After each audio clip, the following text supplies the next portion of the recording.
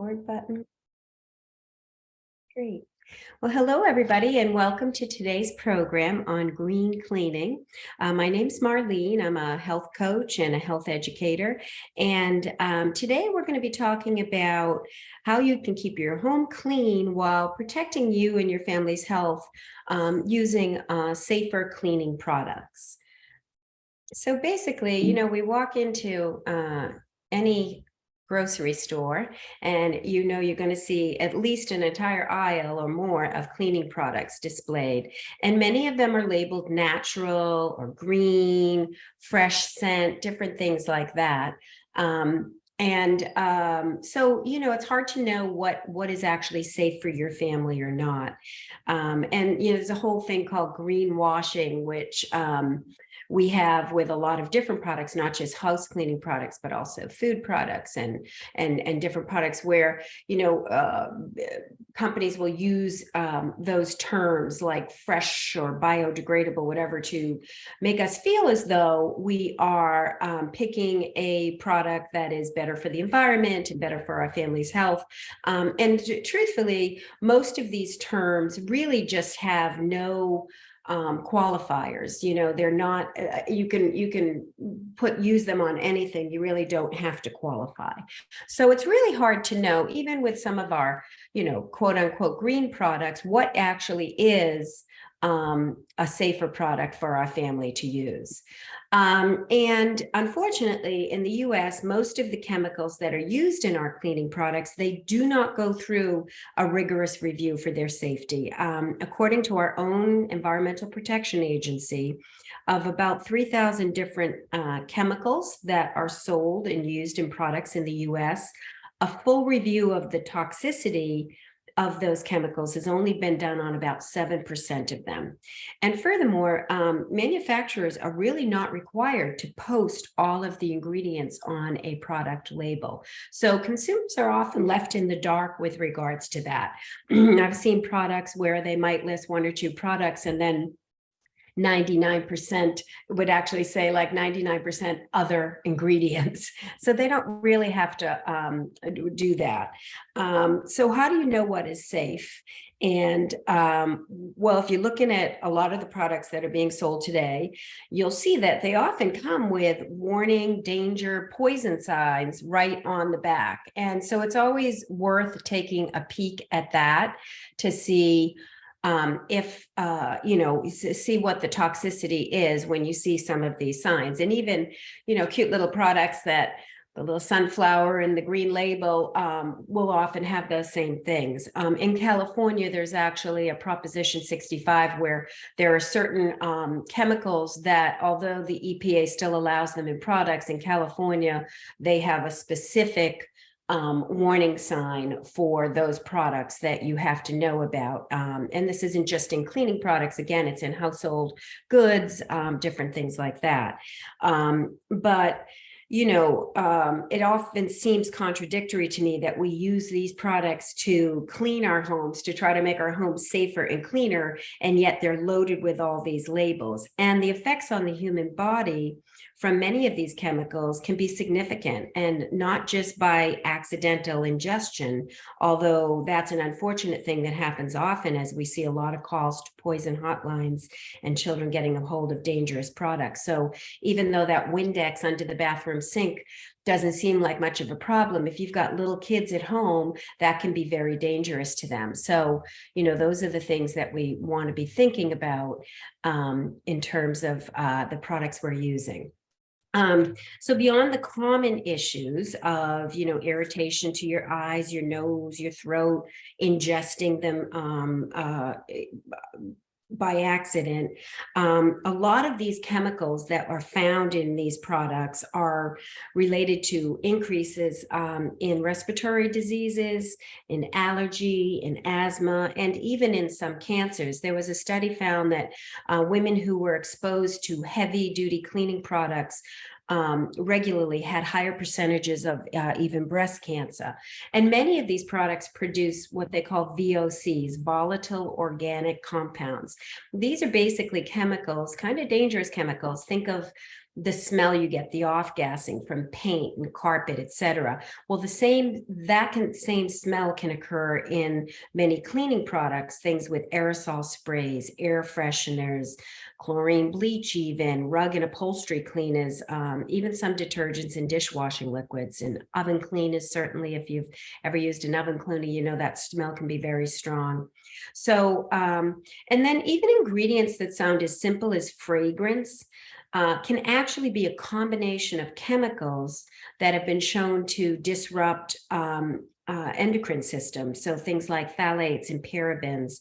And then we have, the issue with antibacterial products that can cause antibiotic resistance, and ingredients like triclosan, which can affect the endocrine system as well. So there are a lot of things to think about when it comes to cleaning our house. And then in addition to that, beyond the issue of all the chemical dangers, we also have the ecological and the environmental impact that's caused by these products ending up in our water supply. If you think about it, we clean and all of that gets rinsed down the drain or through our washing machine and dryer and everything else. So there's an ecological impact that is created from that. And then another danger that folks often don't think about is when we mix cleaning chemicals together. Mixing certain things together can create a different substance, a much more toxic product. So if you're cleaning your floor, for instance, in the shower with a bleach-based product, and then you spray an ammonia-based product for the doors or whatever, putting those two chemicals together, bleach and ammonia, can create a poisonous gas. So you always want to be careful. And no matter what products you are using, you want to make sure that you are using them in a very well ventilated area, and you're careful about the combination of different products. Bleach particularly, but combining that with a lot of other products is a dangerous issue. So how do we know what is green? How do we know what is our safer product for our families to use? And, often you do see some of the lines that are out there, brands that are traditionally greener. Braun is 7th generation. There's a lot of companies out there now making safer product lines. So to see if a product is really safe, there's a couple different places you can go. There's an environmental working group, ewg.org, actually has a lot of information, not only about cleaning products, but household goods and food things, that gives you kind of ratings on how where they find themselves in terms of safety. There is another label that you'll see on a lot of things, a lot of products now, called Safer Choice. That's the EPA has basically reviewed that product and has rated them as overall safe to use. The EWG, the Environmental Working Group, actually has an app out called Think Dirty. Have the little logo up there that you can put on your phone, that you can scan certain products to see what the rating is. And then Made Safe is another organization. I think they're more Canadian based, but that website has a lot of really great information about toxins and safety in terms of cleaning products and household products and such. So these are just a few places that you can go if you have real concerns or questions about products that you might be using in your home. So if anybody wants to grab a quick screenshot of this slide, you'll have those websites that you can access. So that's one way of trying to determine, am I using products that are somewhat safe? But alternatively, you can really make a lot of your own cleaning products using everyday ingredients that most of us probably already have in our home, and many of which are not only safe to use for cleaning topically, but they're also products that potentially we cook and we eat with. So, you know, some of those things, baking soda, for instance, is odorless. It's a deodorizer, fabric softener, it can be used for stain removal. Great multi-use product. White vinegar, antibacterial, can kill mold, it can deodorize, it removes lime deposits. If you have a lot of lime in your water, you'll see maybe your tea kettle or pots get that white kind of crystallization. I use my instant tea kettle. I'll put a little vinegar and water in there, boil it once, and it's like brand new again. It can also be used as a stain remover. Great to throw in your laundry as a fabric softener, as well as deodorizer. If you know, if you have workout clothes or something and you just want to get a little extra deodorizer in there. It can eliminate mold, bacteria, and germs. So a wonder product, truly. Lemon juice, easy peasy, clean scent. It's an acidic, it's antibacterial, it has antiseptic properties, stain removing properties. Olive oil, not just good on your salad. You can polish and condition wood furniture. It also is good for, it can help you loosen stains on pots and pans. Salt is great for scouring for dirt. If you have a heavy spot and you want to use some salt. Then there are a lot of essential oils. We talked about fragrance. When you see fragrance listed on a label for anything, for skincare products, cleaning products, hair care products, whatever it is, fragrance is often can be a bunch of chemicals all thrown together. So you really don't know where that fragrance is coming from. So essential oils are basically, you know, made right from the plant or the plant or the flower, and made into an oil base. So those are great and safer for scent in terms of that. And then there's a whole bunch of other products that you can use. Peroxide and alcohol certainly make some great products for cleaning. Hydrogen peroxide can whiten whites. Rubbing alcohol is great for getting rid of grease stains. Castile soap, which is an old product, it's been around for a long time, is a great addition for cleaning. And then plain old elbow grease that you might use with scouring pads and things like that. So here's some products that you can use to make your own cleaning things. And I'm going to leave this up here for a few minutes. Let me shut that chat down so it's not in your way. If anybody wants to take a quick snapshot, here's just a couple of recipes that I can share with you, some ideas to make some products. And we're going to go live in just a minute once you have a chance to grab a snapshot and make a few recipes here in my kitchen. So you can see how easy it really, really is. So, okay, hopefully you've all had a chance to snapshot that. So let's see, let me stop sharing my screen here, and we will go to full screen. And I'm going to just open up that chat box again. Again, folks, feel free to interrupt me. I wish I could take everybody off mute so we could have a conversation back and forth, but that doesn't necessarily work for us. So here we are. So welcome to my kitchen. And I have a whole bunch of the products that we were talking about that make up some really easy natural cleaning products. So one of my favorites, so first of all, I buy these bottles. These are super easy. You can find them on Amazon or go to Home Depot, wherever, having these spray bottles around. And one of my favorite products is I make my own glass cleaner because you know, glass cleaner, you get that really heavy ammonia smell sometimes when you're spraying, and that can really bother you. And again, all of that stuff that you're breathing in ends up in your respiratory system. So it can really affect asthma and allergies, things like that. So glass cleaner is one of the easiest things to make.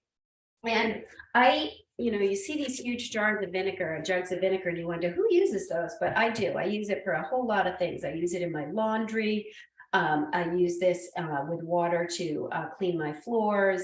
You know, I use this in a lot of different places. And I also use it in this glass cleaner. So with the glass cleaner, we start out, I'm going to do about a 1/4 cup of this just white vinegar here.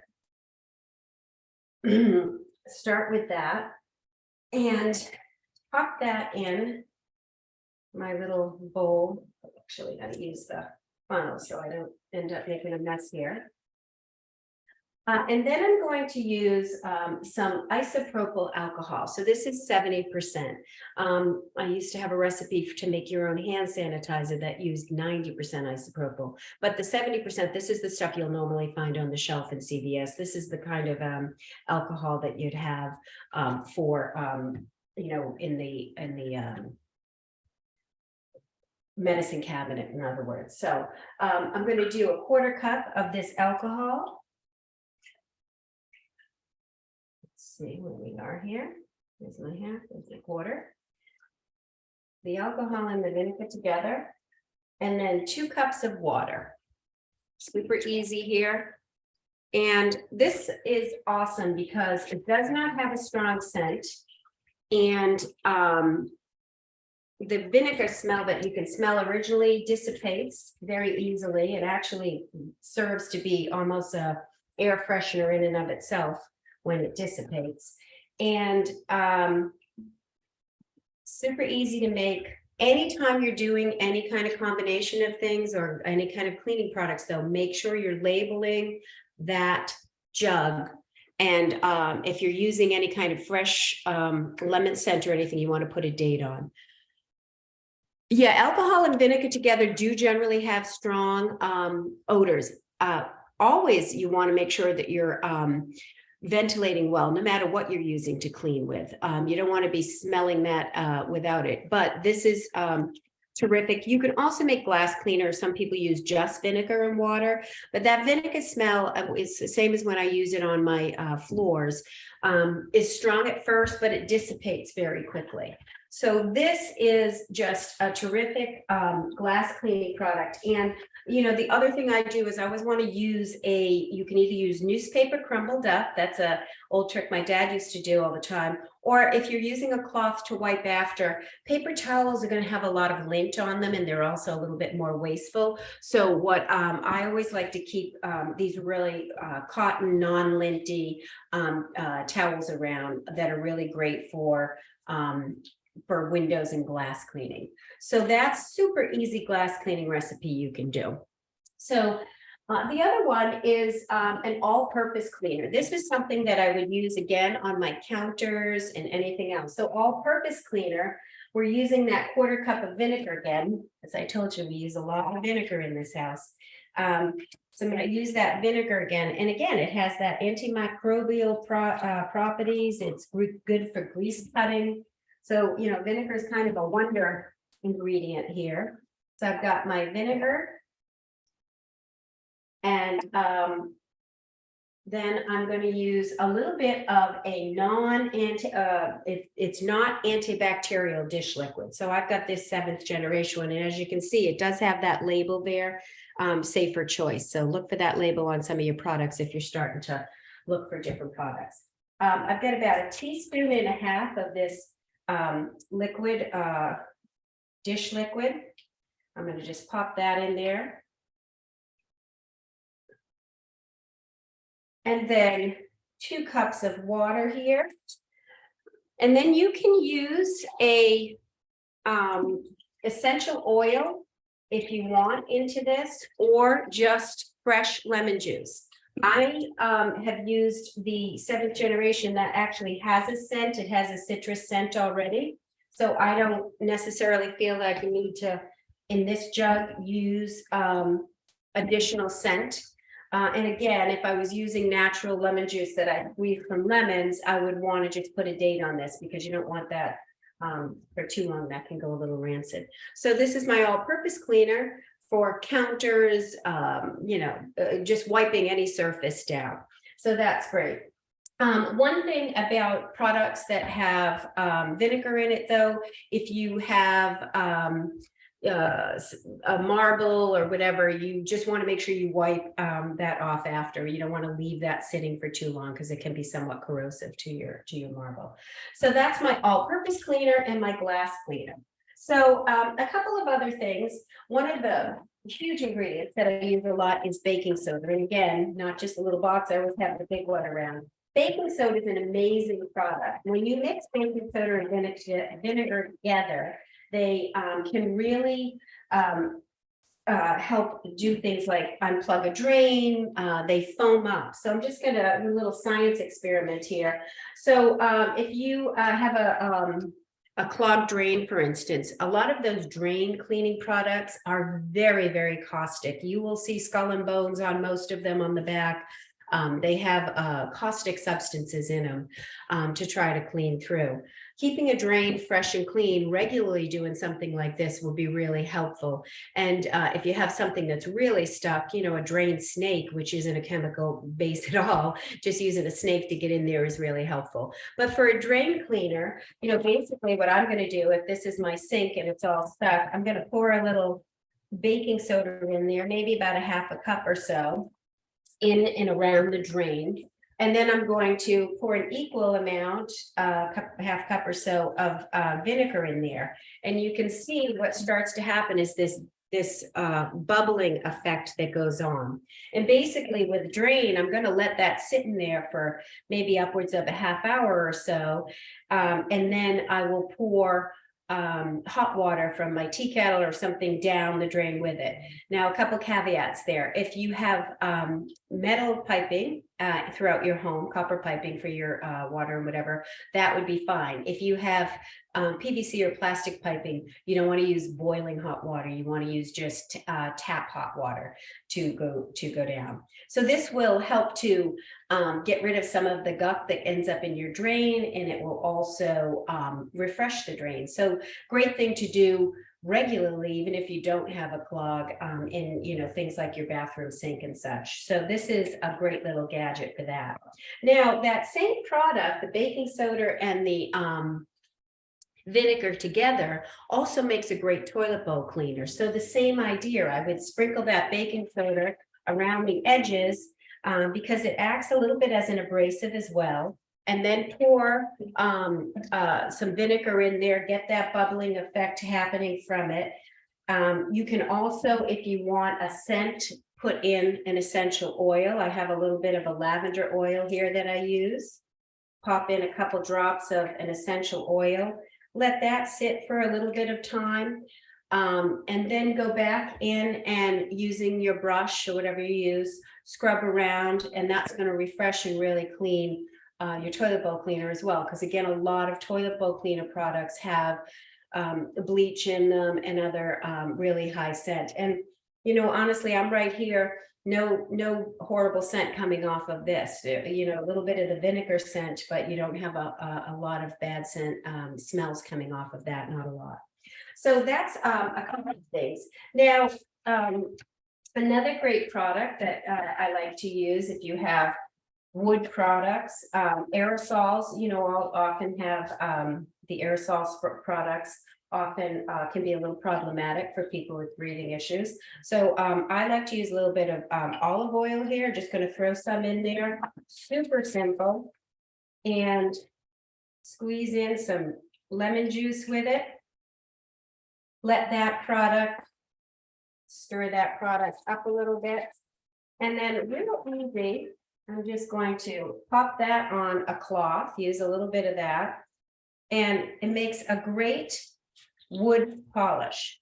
Doesn't have any toxins in it, so it's a great wood polish. So just if you have some wood, it gives it a nice shine and a great wood product to use. So that's a great little furniture cleaner. So we've cleaned our counters, we've cleaned our toilet, we've cleaned our glass, we've cleaned our furniture now, and those are all products that you probably have in your house.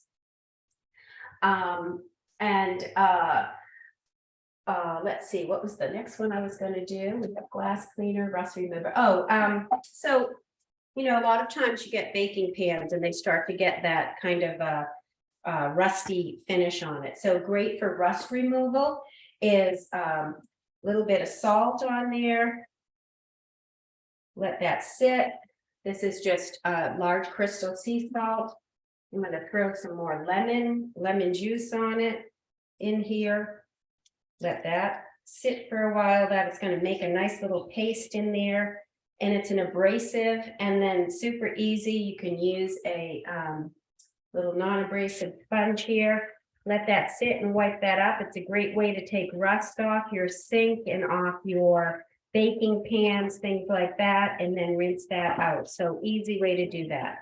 Same thing when we talk about oven cleaners. Oven cleaners are really high smell, and then if you have the self-cleaning oven, you know, you have to leave it on and it goes to a very, very high temperature for a long time. So sometimes that can be concerning for people in terms of leaving the house and leaving that on. So a great oven cleaner that you can do is using a little bit of your baking soda and then the salt together, making a paste out of that with a little bit of water. Spread that all over your oven, let it sit, maybe even overnight, and then just wipe it off with a damp cloth, and that will go a long way towards helping you keep that oven clean. So a couple other tips. Floor cleaner, as I mentioned, I use some vinegar with hot water with my mop. I've got a question up. Acrylic shower stall. See, I'm not familiar with Vicryl cleaner. I would check the ingredients on it. I would imagine that you could probably use the all-purpose cleaner or the glass cleaner with it. Magic sponge is another great one. If you have stains, I do use the magic sponge frequently.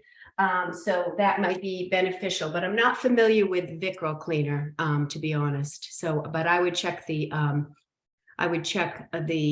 ingredients on that. Let me see. I have somebody in question too. So let me open up the question box. In the dishwasher. So there is a dishwashing liquid that you can use. Let me see. I think I have one of those here. I've got all these little tips and tricks hanging around. Dishwasher detergent, if you're looking to do something different.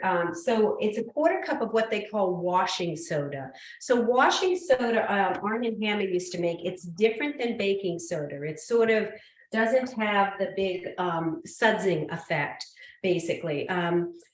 If you ever see borax, that's like a washing soda that you can use in your laundry, which I actually do use as a non-bleach whitener. But it's about a 1/4 cup of washing soda. You do a couple drops of dish liquid with it, something that's non-antibacterial, some lemon juice, make a paste out of that. And that would be what you would put in your dishwasher to make the dishwasher thing. So we've got oven cleaner, dishwasher. Now I've got my my board here, my cutting board. A great way to sanitize and clean your cutting board is just a half a lemon wedge. Just rubbing that lemon all over your cutting board and then rinsing it. So great way to get the smells out and to get it cleaned up a little bit. So so that's another one. In your dryer, instead of dryer sheets, which also always usually have those quote unquote fragrances that we don't know what those chemicals are, and we're putting them in with high heat and letting that run. I use these wool dryer balls. You can find these, I think TJ Maxx, Marshalls, wherever, but you can find these in most grocery stores. I think even Trader Joe's sells them. So this is great because it helps to keep the clothes flowing around, so you get a little better air circulation with it. And also, if you want to have, a scent, I do my sheets for, I'll put a couple drops of like a lavender on the dryer ball and then throw it in with the sheets. So when they come out, they have that nice lavendery scent to it. So I highly recommend these as a non-toxic product for cleaning with. These microfiber cloths are really terrific. A lot of times all you need is this and water to clean stains and spots. If you're cleaning stainless, for instance, these do a great job of just really shining up the stainless without any other products on it. So microfiber cloths are a great addition to your cleaning, your non-toxic cleaning supplies. And another thing that I think a lot of us don't think about the harms or the issues with it or the concerns with it are air fresheners. Air fresheners in your car, in your house, whatever. Air fresheners are off-gassing. So a couple different things you can do. My house right now smells really yummy because you're going to have company and you want to do an air freshener. This is some orange slices, water, and a couple sprigs of rosemary, and a little drop of vanilla extract. And if you ever walk into a Williams Sonoma, and it smells so good in there, you know, this is kind of the potpourri thing that they're doing. So, you know, you get this going and you put it on simmer and you let that simmer for a while, and your whole house is going to smell terrific. And, you know, nothing wrong with that. There's no health issues with that. Another thing is just using a room spritz. Now you can find a lot of these now. This is just Trader Joe's. This is lemon with lemon and spearmint oil, super room little room spritzer, but you can make your own just using a couple drops of whatever essential oil you like mixed with water, and spritz your room with that. Get a nice scent going with that. So much less toxic than some of the other air freshening sprays that are out there. So let's see, we're just about at the half hour. Hopefully I threw a lot of different recipes at you. It's, you know, there's a lot of information online about different products that you can use as well. But really the essentials, baking soda, for instance, baking soda is a great way to refresh your mattress. Pour baking soda with some essential oil mixed in it on, let it sit for a bit, vacuum it. You can use that on your carpets or mattresses. We talked about air fresheners. You can either do a simmer or you can, you know, mix some water with the essential oils. Furniture polishes, cleaners, dishwasher detergents, in your laundry. As I mentioned, vinegar is a great softener instead of using chemical softeners. If hopefully you were able to grab, somebody's asking about recipes. Hopefully you were able to grab a screenshot of the recipes that I put up, and a lot of these others, I don't have them available to give you right now, but truthfully, if you were to go to, for instance, Environmental Working Group, if you go on ewg.org, they will have a lot of information about alternatives to use for some products in terms of ways to clean in your house. So there's a lot of information online. You know, basically, it's the idea that, you know, these are products that you have in your home, and how can you combine them and maximize the use of them to clean your home up.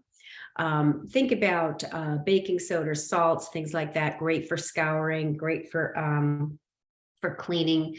The baking soda and vinegar combination together for drains as well as for your toilet. So they're not, you know, it's hard to go too wrong. Just remember that you don't want to be mixing bleach and ammonia, or ammonia and vinegar, things like that. You want to be a little careful. So Mr. Google is great for that information.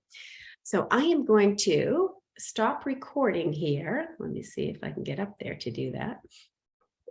And then we can, let's see. Oh, here it is up here. Stop recording. And then I'm happy to hang around if anybody has